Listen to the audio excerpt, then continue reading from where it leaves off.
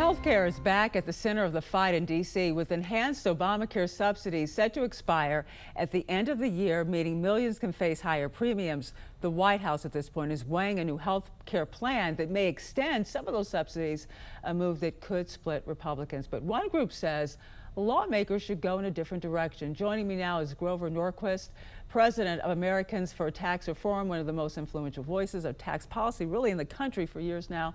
Thank you so much for joining us, Grover. But before we get to why you're here to talk about health sharing ministries, let's just begin with these Obamacare subsidies. If you were advising the president at this point, what would you tell him to do with these subsidies? Okay. The reason why we need health care subsidies is because Obamacare failed. Obamacare did not do what President Obama said it would.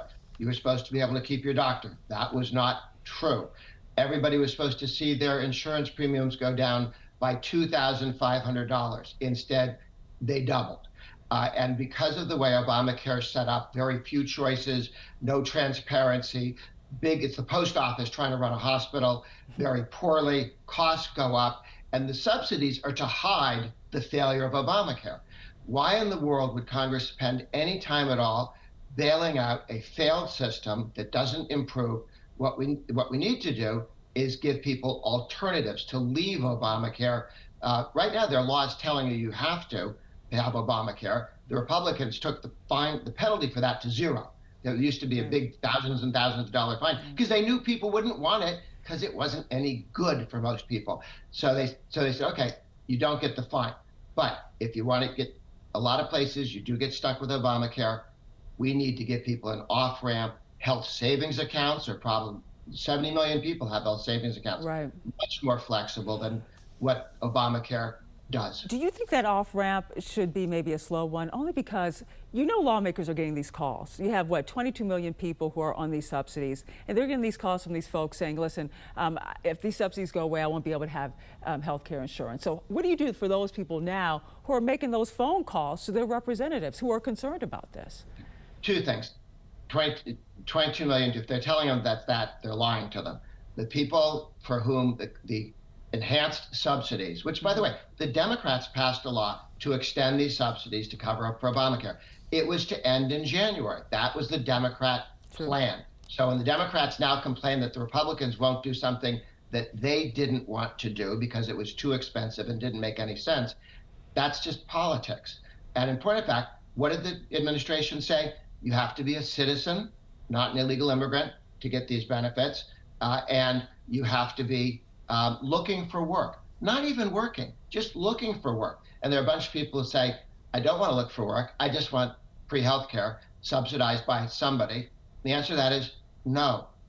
Get a job. Young men between 25 and 35, get a job. This is not about people who have kids at home or have handicaps or anything. These are people who could and should be working and choose not to because the way Obamacare was set up, you didn't have to work. Well, let's talk about the health sharing ministries, which is really, and just make sure I have this right here. They're faith-based membership programs where people kind of pool their money to pay each other's medical bills. Now, you're saying that maybe the IRS should treat health sharing ministries the same as these health insurance for tax purposes. Why do you think that would benefit more Americans?